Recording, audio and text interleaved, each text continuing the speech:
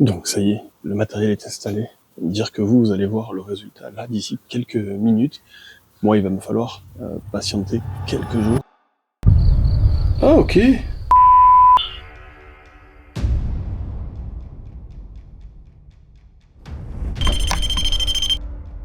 J'ai qu'une seule hâte, c'est de me précipiter à la maison pour essayer de déchiffrer un peu ce que mes caméras ont pu capter.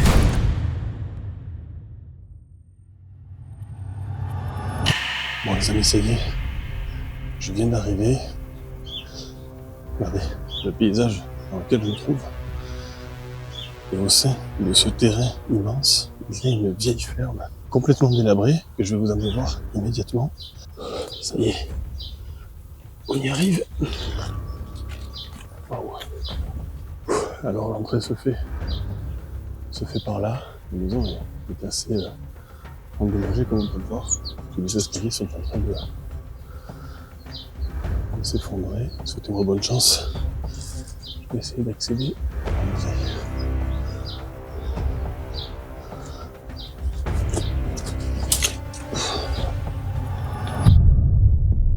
Pour ceux d'entre vous qui s'en souviennent, c'est une maison dans laquelle j'avais déjà mené une enquête qui, à l'époque, m'avait donné quelques résultats intéressants, rappelez-vous.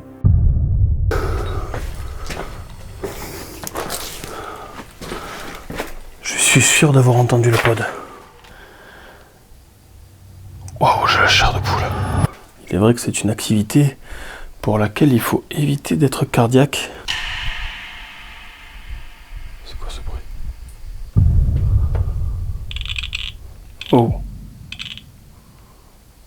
Mais avant de redécouvrir cette maison et de voir ensemble ce que ces 2 longues années ont pu infliger à ce lieu, laissez-moi vous parler du partenaire de cette vidéo. Vous avez déjà dû entendre parler de CyberGhost VPN, le leader du VPN en France. Mais d'abord, qu'est-ce qu'un VPN et surtout à quoi ça sert ? Un VPN est un réseau privé virtuel, c'est-à-dire un outil qui permet de connecter de manière sécurisée votre ordinateur, votre smartphone, votre tablette, votre smart télé et même votre console de jeu. Disons en d'autres termes que CyberGhost VPN vous rend totalement invisible sur Internet. En masquant votre adresse IP et en chiffrant toutes vos données, protège vos informations personnelles et votre vie privée. Et il vous protège également des hackers, des sites malveillants et globalement de toutes les personnes mal intentionnées. Mais ce n'est pas tout, car en géolocalisant votre adresse IP dans d'autres pays, vous pourrez obtenir du contenu géobloqué, que ce soit des sites internet, des jeux vidéo ou du contenu YouTube qui ne serait pas accessible en France. Vous pouvez également débloquer des catalogues de plus de 40 services de streaming comme Netflix, Ulule et bien d'autres. Et ça s'arrête pas là, vu qu'avec CyberGhost VPN, je peux me géolocaliser où je veux sur la planète. Je profite personnellement de cette fonction car je suis un grand fan de boxe. Je peux assister à des combats de boxe en direct sur une chaîne anglaise par exemple. En changeant votre géolocalisation en ligne vers la Belgique en seulement 3 clics, vous pouvez accéder aux courses auto et moto en français et gratuitement depuis les chaînes locales. De plus, sachez qu'avec CyberGhost VPN, avec un seul abonnement, c'est jusqu'à 7 appareils protégés en même temps. Que le logiciel est disponible sur toutes les plateformes, Windows, iOS, Android, et en utilisant le lien disponible juste en dessous en barre de description, vous pourrez obtenir jusqu'à 83% de réduction, soit 2,03€ par mois, tout en profitant de 4 mois offerts. Vous avez aussi une garantie de 45 jours satisfait ou remboursé et un support ouvert 24h sur 24, 7 jours sur 7. N'hésitez plus et retrouvez le lien en barre de description. La maison a l'air de ne pas avoir bougé depuis la dernière fois où je suis venu. Tout a l'air d'être resté en état. Alors bien sûr, elle a dû continuer à se dégrader. Ah, c'est fou. Alors la sensation est assez particulière de remettre le pied dans cette maison plus de 1 ou 2 ans après. Ah ouais, je me souviens de cette fissure. Elle est effrayante. Ça donne une indication sur ce qu'il reste à vivre à cette maison, si on peut appeler ça encore une maison. Allez, je vous invite à faire le tour du lieu. Alors il est strictement impossible pour moi de venir simplement installer des caméras ici sans vous faire découvrir la capsule temporelle dans laquelle je vais mener cette expérience. Et j'ai par moments même l'impression de reconnaître la maison de mes grands-parents sur certains aspects, sur certains produits qu'on a peut-être tous connus, des vieilles bouteilles de sirop, des anciens médicaments. Enfin bref, je vous laisse me suivre dans cette exploration avant de commencer l'expérience. Alors regardez, vous avez des yaourts qui ont carrément été mangés par les souris Pour vivre vieux. Ah, ça va être un livre sur les plantes, du coup. Ouais, c'est impressionnant comme le lieu n'a pas bougé. Et là, il y a encore la veste accrochée au lit. Je le répète souvent, hein, mais en urbex, ça c'est quelque chose qui me touche particulièrement. La dernière personne qui est venue accrocher sa veste ici. Et depuis, elle a pas bougé. Et ben, on voit aussi qu'il y a une cuisinière peut-être un peu plus moderne. Enfin, moderne. Une gazinière au-dessus, j'ai l'impression. Le compteur électrique qui... Ça n'existe plus, des compteurs comme cela. Ah, mais j'avais pas vu, oui. C'est vrai qu'il y a des denrées ici. Du vinaigre, du vin, du sirop, des groseilles ou... non, c'est quoi ça? Peut-être des cassis, non? Je sais pas. Eau oxygénée. Là, une fois de plus, hein, on est vraiment dans une époque complètement révolue. Sûrement que la maison a été habitée après les années 50, mais ils sont restés dans une déco, dans un style années 50. Ah oui, c'est vrai. Il y a toutes les blouses de grand-mère. Regardez. Je vais mettre tout au grand angle. Voilà, regardez, toutes les blouses qui sont là. C'est incroyable. Il y en a là aussi. Ah, qu'est-ce que c'est ça? Ah, il y a une espèce de liquide avec peut-être des tomates ou je sais pas ce que c'est. Il y a des légumes dedans ou des fruits. Ah, à moins est-ce que ce soit du vin de noix? Je sais pas si c'est pas c'est pas des noix qui sont à l'intérieur. Et là, la petite chambre.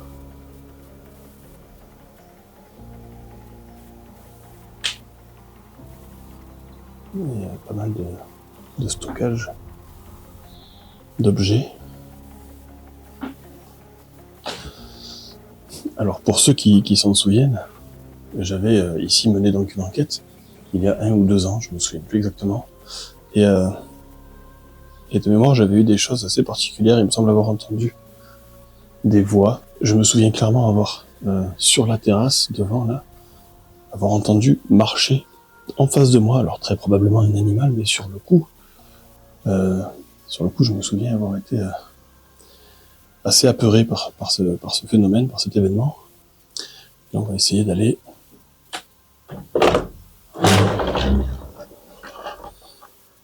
dans la véritable cuisine qui, de ce que je m'en souviens, est minuscule. Regardez ça. Oh là là. Pour vous donner une idée, je vais retourner la caméra. Je vais rentrer la caméra dans la cuisine. Voilà. Moi déjà, il faut que je me baisse. Je passe à peine la porte. À peine. Et voilà, je suis au beau milieu de la cuisine. Et dites-vous que là, l'objectif que j'ai, c'était un très grand angle. Donc ça donne l'impression que la pièce est immense. Mais c'est tout petit en réalité. Et là aussi, d'ailleurs, il y a tout. Tout est encore là. L'appareil pour râper le gruyère, le nettoyant en vitre. Là, il y a du côte du Ventoux. Encore un peu de vaisselle qui n'a pas été faite. J'ai essayé d'ouvrir ce placard. Oh, c'est tout collé. Il y a l'air d'avoir pas mal de rats hein, qui se sont occupés du reste de ce qu'il y avait ici dans cette cuisine.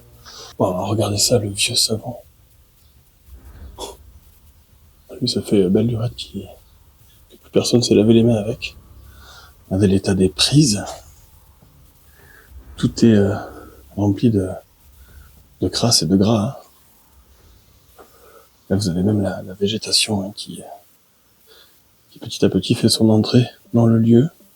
Vous avez compris le but de cette vidéo. Hein. Je vais donc laisser cette très vieille maison sous vidéosurveillance pendant quelques jours. Il faut faire très très attention. Ah là là, les chauves-souris. Il y a énormément de chauves-souris. Essayez de pas trop les embêter. Oh, regardez ça là. 1966. Avec un crucifix. Ah, désolé, petite chauve-souris. Ok. Alors il y a encore une espèce de sous-sol. Moi je vais vous montrer ça, mais je sais pas si je mettrai quoi que ce soit comme appareil là-bas. Le sol est très dangereux là. Mais c'était même, je pense, c'était même une pièce à vivre avant. Regardez. Il y a un meuble et un placard ici, une cheminée. Ça s'est transformé en garage ou dépôt au fur et à mesure du temps, mais je pense que clairement c'était une pièce à vivre. Ils ont dû monter aux étages, peut-être pour l'humidité, mais très probablement que dans une des premières villes du lieu, c'était l'entrée principale ici. Bon voilà, quand je vous dis que ce couloir, celui par lequel je viens de passer, est dangereux, regardez, on y voit le sol à travers, on y voit l'étage inférieur, et ça a l'air de bouger. C'est pas très prudent ce que je suis en train de faire. Ok. Ah oui, il y a également une dernière pièce que je voulais vous montrer, donc le cœur de la maison est ici, c'est par là que je viens de sortir, et juste ici vous avez un préau, un porche, juste ici vous avez une autre chambre. Voilà ce que j'ai décidé d'utiliser pour cette expérience. Alors il y aura 3 caméras de chasse que je vais disposer un peu partout dans la maison, ainsi que 2 détecteurs de présence. Je vais également utiliser un pod. Et ici, c'est un téléphone il y a pas de carte SIM, il n'y a rien. Il est juste équipé d'une application qui enregistre les moindres bruits, les moindres sons la nuit. Donc voilà, c'est cet équipement qui va devoir rester ici pendant quelques jours. Je sais pas encore combien de temps je vais le laisser. Et j'espère, je croise les doigts en tout cas, pour peut-être obtenir des résultats et des réponses aux questions que ce lieu m'a fait me poser lors de ma précédente enquête. Donc allez, je mets ça en place, c'est parti. J'ai mis le téléphone sur batterie auxiliaire, qui dure plus longtemps. Je démarre.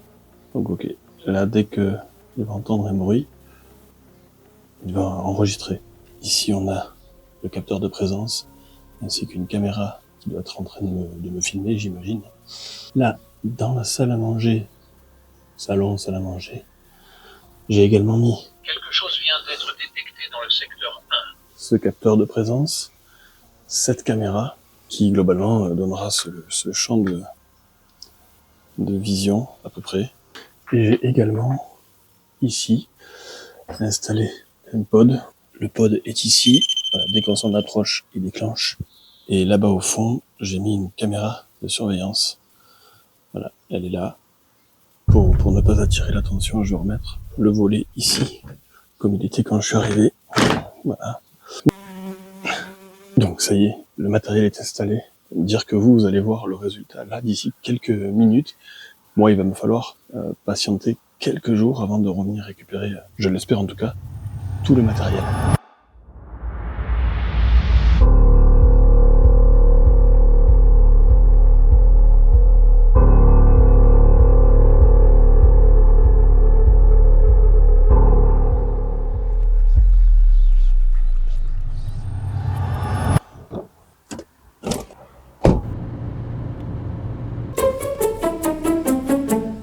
Et bonjour, je vais vous prendre un menu maxi best-of CBO, frites coca s'il vous plaît.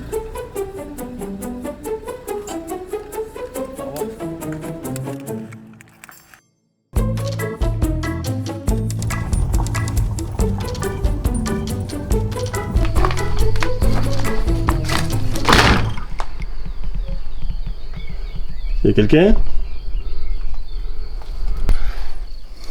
Bon, a priori... Quelque chose vient d'être détecté dans le secteur 1. Il y a le capteur de présence qui m'a capté, je disais. A priori, rien n'a bougé. Quelque chose vient d'être détecté dans le secteur 1. Je vais le désactiver de suite. Quelque chose vient d'être détecté dans le secteur. Hop, ok. Donc ça... Je vais récupérer également la caméra ici. Hop.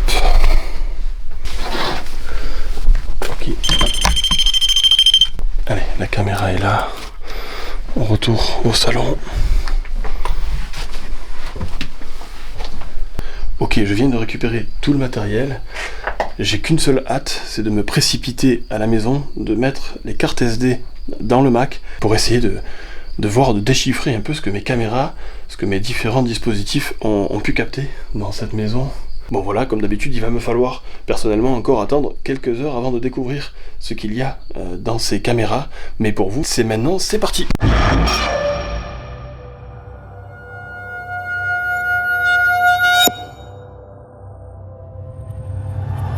Alors, je vais pas y aller par 4 chemins, mais il s'est passé des trucs assez chelous. Allez, c'est parti. Bonjour à tous les amis. Alors, j'imagine que tout comme moi, vous êtes impatients de décrypter ce que mes caméras, ce que mes enregistreurs ont capté au sein de cette ferme isolée. Alors, croyez-moi, plusieurs de ces enregistrements m'ont mis la chair de poule. Avant de tous ensemble décortiquer ces fameux enregistrements, il faut que vous sachiez que j'ai laissé mon matériel pendant 3 jours et 2 nuits. Alors, j'aurais bien sûr aimé tenter cette expérience un peu plus longtemps, mais j'avais un autre tournage de prévu et il me fallait absolument récupérer les caméras qui étaient là. Du coup, c'est vrai que quand je suis venu récupérer mes caméras, j'ai trouvé que c'était peut-être un peu trop tôt et j'avais peur de ne rien avoir en fait. Et en réalité, il s'avère que finalement, j'ai eu quand même pas mal de résultats intéressants. Voire même plus qu'intéressants, pour certains d'entre eux, ils sont même assez troublants. Et d'ailleurs, sans plus tarder, on va attaquer par le premier déclenchement. Premier déclenchement qui a d'ailleurs eu lieu quasiment 24 heures après mon installation. On est le jeudi 9 mai et il est 10h43. Quelque chose vient d'être détecté dans le secteur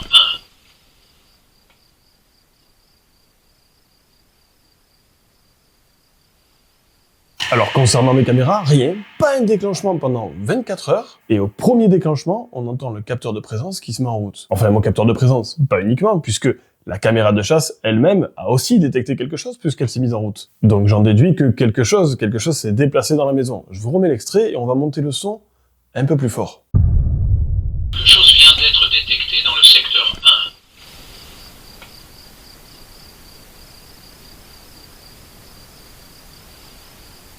1. Alors, je vais vous dire ce que moi j'ai relevé lors de l'analyse de ce rush. Pendant que mon détecteur de présence parle, il me semble entendre quelque chose se déplacer dans la maison. Quelque chose vient d'être détecté dans le secteur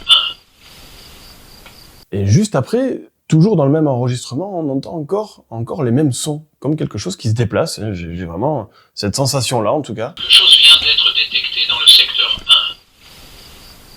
1. À mon sens, il s'agit d'un animal. Peut-être un chat, un renard, un gros rat, peut-être, je sais pas. En tout cas, il y a quelque chose qui est rentré dans la maison et qui a été détecté par mes appareils. Et malheureusement, c'est en dehors du champ de la caméra, du coup, on peut pas savoir ce que c'est. Alors j'ai visionné et revisionné des dizaines de fois ce rush, et j'espérais, vous voyez, dans les coins de la caméra, peut-être voir le dos d'un animal, peut-être une queue, quelque chose, mais non, rien. Bon, manifestement, force est de constater que cet intrus a su garder l'anonymat. En ce qui concerne le deuxième enregistrement, on est toujours le 9 mai, mais il est cette fois-ci 17h12, et on se trouve dans la chambre. Alors c'est assez intéressant parce que vous allez le voir, pour ce phénomène, j'ai 2 enregistrements. J'ai en effet, et on va la voir tout de suite, ma caméra de chasse qui a déclenché, qui a détecté quelque chose, mais j'ai également, à l'aide de ce téléphone, rappelez-vous que j'ai laissé sur place, équipé d'une application qui enregistre le moindre son, et également une trace sonore qui, comme vous allez le constater, va compléter l'extrait vidéo que je vais vous montrer maintenant.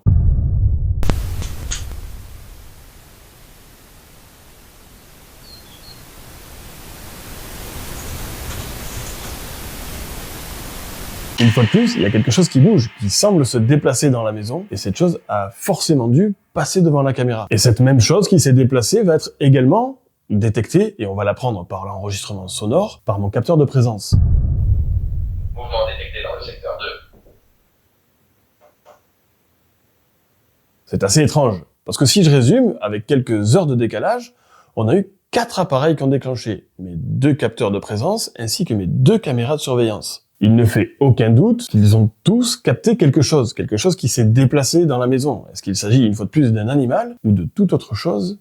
Le mystère reste entier. Alors je vous avoue que c'est assez frustrant, je viens avec du matériel pouvant capter des images, et je repars de là avec du son, certes, mais pas la moindre image de ce qui a pu générer ces bruits. C'est vraiment frustrant. Si ça continue comme ça, je vais finir par réellement penser qu'il y a un fantôme dans la maison. Alors en ce qui concerne les déclenchements de caméras de chasse, il me reste à vous montrer celle du couloir. Mais je vais pas vous les montrer tout de suite parce que il faut que j'approfondisse. Il y a des choses, moi, qui me perturbent un peu. Donc, je préfère qu'on y revienne à la toute fin de cette analyse. J'ai vraiment quelques détails dont j'ai envie de vous faire part pour mettre en lumière certaines bizarreries.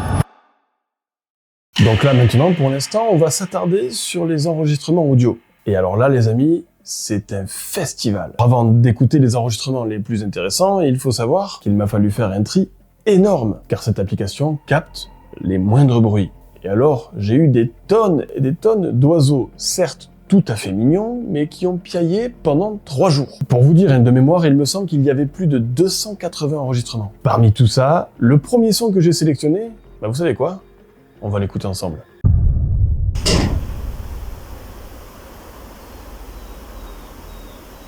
Ce son a été enregistré le jeudi 9 mai à 22h19. Et de ce que j'en déduis, pour moi, quelque chose a tapé, un volet, une porte. Et en même temps, en réécoutant la bande maintes et maintes fois, au-delà de la compensation que le micro exerce pour mieux entendre les bruits, ce qui génère ce gros bruit blanc là de... Il ne me semble pourtant pas percevoir de vent, de courant d'air, de branches qui grincent. Alors on est bien d'accord que je ne suis pas sur place et que peut-être y avait-il ce soir-là un peu de vent, un peu de brise. Mais ce qui me chagrine une fois de plus avec la théorie du courant d'air, c'est que ce son, je ne l'ai entendu que 2 fois. Le premier, celui qu'on vient d'entendre, donc le jeudi 9 mai, et le lendemain, le 10 mai, quasiment 24 heures après, il est exactement 23h17,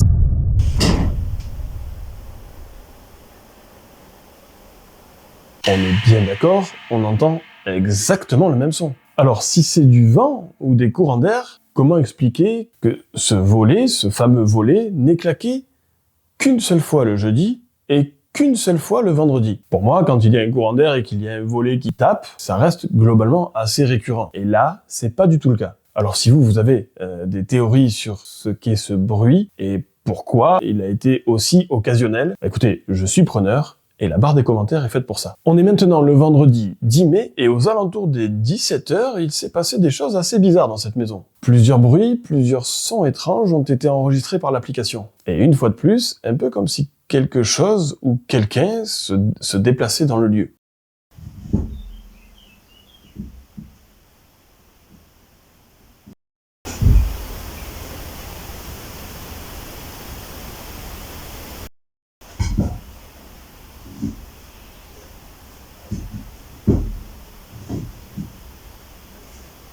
J'ai pas la sensation que les sons viennent de l'extérieur. J'ai vraiment l'impression que ça se passe là, dans cette maison. Et qui sait, c'est très probablement la même chose qui a, la veille, déclenché mes caméras et mes détecteurs de présence.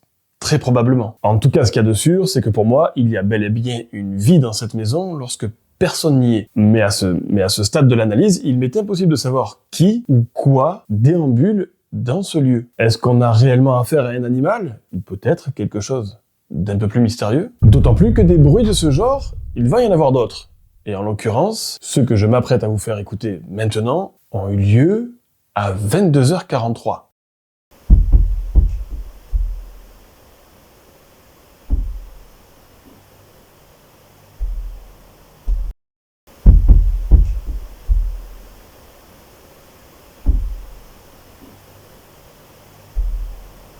Alors je sais pas pour vous, et vous me le direz en commentaire si je me trompe, il me semble entendre quelqu'un marcher, quelqu'un se déplacer dans la maison. Une demi-heure après, on va entendre à peu près la même chose, mais cette fois-ci peut-être un peu plus éloigné, un peu plus lointain.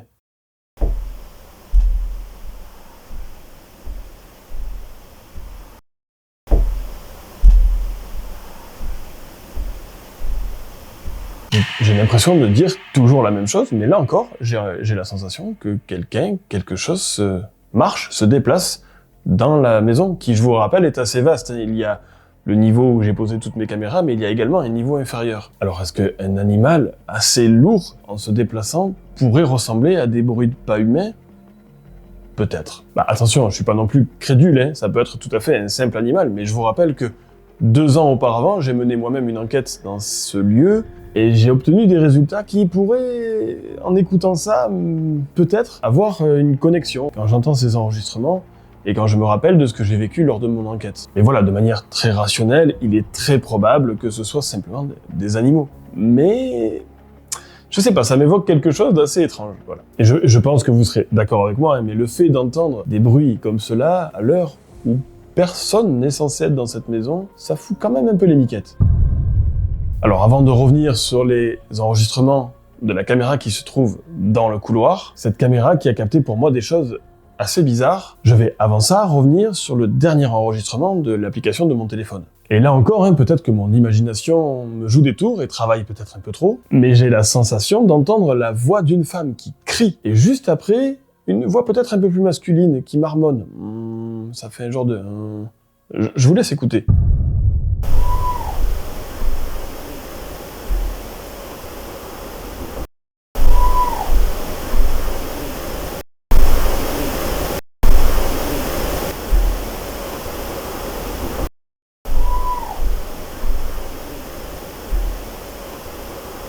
Je vous vois venir, et vous avez très probablement raison, ça peut ressembler effectivement au cri d'une chouette ou d'un hibou. Alors je ne suis pas un ornithologue, hein, mais ça peut effectivement ressembler au cri d'un rapace nocturne. Mais mettez-vous à ma place, au moment où j'ai découvert cet enregistrement, j'ai réellement eu la chair de poule. Pour moi, ça ressemble à la voix de quelqu'un qui crie, une enfant ou une femme qui hurle, je sais pas, ça m'a fait une sensation indescriptible. Et est-ce que vous avez perçu le second son, la seconde voix dont je vous ai parlé, celle qui ressemble plutôt à une voix masculine?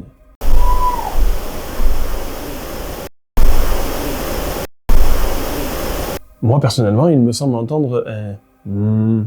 Ah, c'est vraiment étrange, j'arrive pas à trouver d'explication à ce que j'entends. Parce que oui, d'accord, peut-être que la théorie du hibou colle pour le premier bruit, mais là, alors oui, c'est peut-être un autre animal nocturne, je sais pas, mais pour moi, cet enregistrement m'a vraiment mis la chair de poule. Et voilà, que ce soit explicable ou non, en tout cas, les faits sont là.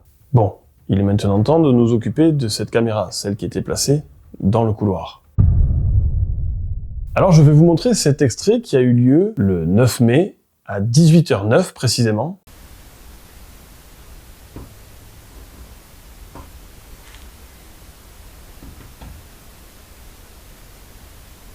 Donc on voit clairement dans cet extrait pourquoi la caméra a déclenché. Il y a une nuée de chauves-souris qui nichent là, juste au-dessus, qui décident d'un coup, d'un seul, de partir en vol. Par contre, si on est bien attentif, on entend également 2-3 petits coups. Et ce que je sais de sûr, c'est qu'à part un léger bruissement d'ailes, une chauve-souris qui vole ne fait aucun bruit et encore moins ce genre de coups.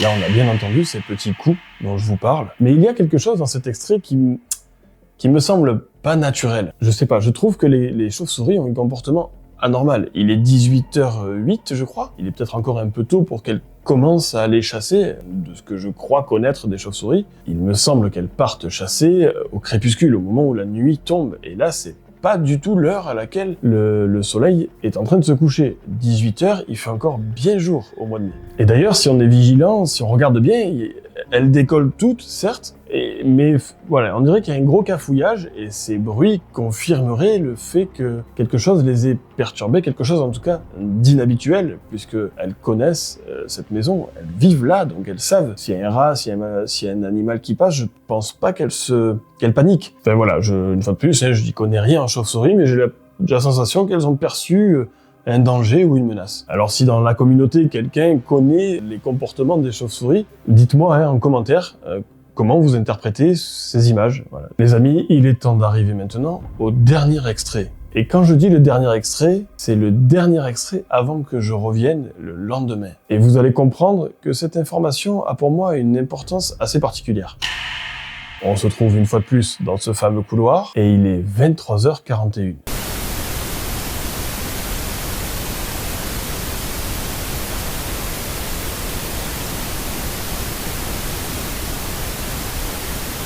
On est bien d'accord, il ne se passe strictement rien. Déjà, rien que ça en soi, c'est particulier. Pourquoi la caméra a déclenché, et pourquoi on n'entend aucun bruit, et on ne voit aucun mouvement? Mystère. On le voit, les chauves-souris ne sont plus là, vraisemblablement depuis un bon moment, elles doivent être en chasse, et je me répète une fois de plus, malgré le fait qu'il n'y ait rien, aucun bruit, aucun mouvement, la caméra a déclenché sans explication. Mais le phénomène qui m'intrigue le plus, ce n'est pas réellement cet enregistrement, c'est le fait que ce soit le dernier enregistrement avant que je revienne récupérer le matériel. Les chauves-souris qui sont parties en chasse, elles sont revenues, puisque, comme on le voit sur ces images, le lendemain quand je viens récupérer mes caméras plus de 13 heures après, elles sont là, puisque quand je rentre dans ce couloir, elles s'envolent. Elles s'envolent un peu d'ailleurs, en mode panique, comme l'avant-dernier extrait que je vous ai montré. Donc la question qui me tarabusque, c'est pourquoi je n'ai plus aucun enregistrement depuis 23h41 jusqu'à un peu plus de 13h le lendemain quand je viens récupérer mon matériel. Ça me paraît honnêtement assez étrange. Les caméras de chasse que j'utilise sont très performantes et ne me font jamais défaut. Et la preuve, le lendemain, elle a fonctionné parfaitement. Dès qu'elle m'a capté, elle a déclenché. D'où ma question, pourquoi entre ce dernier enregistrement où il ne se passe strictement rien et le moment où je viens récupérer mes caméras, il n'y a pas eu d'autre déclenchement. Les chauves-souris sont revenus nichés à leur place. Après, ça peut tout à fait être un bug de ma caméra, mais je trouve que c'était important de le relever. Donc, ce que je relève globalement de cette expérience, premièrement, c'est une grande frustration de ne pas avoir pu capturer la moindre image de ce qui a généré tout ce bruit. Et d'un autre côté, le fait de ne pas avoir d'image donne de suite une autre dimension à tout ce qu'on a pu entendre, tous les bruits que mon application de téléphone a pu enregistrer lors de ces 3 jours et 2 nuits, ça donne une dimension qui nous fait réellement travailler l'imagination. Alors je sais pas si vous êtes de mon avis, mais le fait de n'avoir que le son et pas d'image, ça, pour moi, ça garde une délicieuse part de mystère. Donc voilà, je vous laisse vous faire votre propre avis sur cette maison. Est-ce que pour vous, j'ai obtenu des phénomènes paranormaux ou est-ce que tout ce qu'on a vu et entendu est tout à fait naturel? Ça, c'est à vous de me le dire, de vous faire votre propre avis sur tous ces phénomènes. En tout cas, j'espère une fois de plus que cette expérience vous a plu. Je le répète à chaque vidéo, mais vous êtes de plus en plus nombreux à me suivre et c'est un immense plaisir et honneur pour moi que de vous retrouver quasiment toutes les semaines. Encore un grand merci à tous ceux qui me suivent depuis des années et bienvenue bien sûr à tous ceux qui me découvrent aujourd'hui au travers de cette vidéo. Pour ma part, il me reste à vous souhaiter le meilleur. Portez-vous bien et à très vite pour de nouvelles expériences paranormales. Allez, ciao. Ah, et j'allais oublier. J'ai un message très important à vous délivrer. Je vous laisse écouter la suite. Merci une fois de plus à CyberGhost VPN. N'oubliez pas, pour profiter des 83% de réduction et de tous les autres avantages de CyberGhost VPN, rendez-vous en barre de description. Protégez votre vie privée, débloquez du contenu exclusif et faites des économies. Essayez-le sans risque grâce à la garantie satisfait ou remboursé de 45 jours. Encore un grand merci à eux. Allez, cette fois-ci, c'est fini et je vous dis à la semaine prochaine pour une toute nouvelle aventure. Ciao!